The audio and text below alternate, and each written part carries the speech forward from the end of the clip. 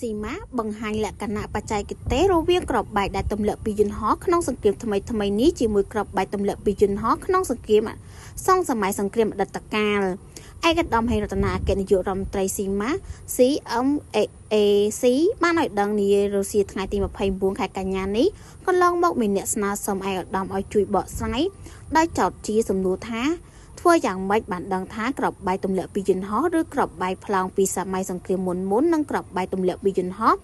ឬក្របបែកផ្លោងក្នុងសង្គ្រាមតាមព្រំដែនថ្មីនេះបើតាមចម្លើយខ្លីរបស់ឯកឧត្តមបើផ្អែកតាមលក្ខណៈបច្ចេកទេសមានចំណុចវិភាគសំណាជាច្រើនដែលខ្ញុំសូមមិនធ្វើការបកស្រាយអំលម្អិតក្នុងវេទិកានេះទេ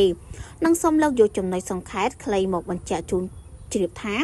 ក្របបែកទម្លាក់ពីយន្តហោះក្តីឬក្របកាំភ្លើងដ៏ធំក្តីសុទ្ធតែមានលេខកូដសង្កល់ខែឆ្នាំផលិតឬប្រទេសក្រុមហ៊ុនផលិតបន្ថែមលើនេះសម្រាប់កម្ពុជារាជរដ្ឋាភិបាលបានពង្រឹងសមត្ថភាពអង្គភាព CMAC ក្នុងការធ្វើការសិក្សាស្រាវជ្រាវព័ត៌មាននិងការរៀបចំទិន្នន័យការទម្លាក់ក្របបែកក្នុងសម័យសង្គ្រាមអតីតកាលបានយ៉ាងច្បាស់លាស់ដោយមានការកំណត់ត្រាព័ត៌មានពាក់ព័ន្ធទៅការទម្លាក់ក្របបែកពីយន្តហោះ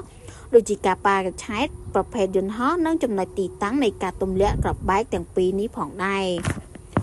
ប្រកាន់ដោយខាងលើនេះជាលក្ខណៈបច្ចេកទេសគ្មានការយល់ច្រឡំគ្នារវាងក្របបែកដែលទម្លាក់ពីយន្តហោះក្នុងសង្គ្រាមថ្មីនេះជាមួយនឹងក្របបែកទម្លាក់ពីយន្តហោះក្នុងសម័យសង្គ្រាមអតីតកាលឡើយ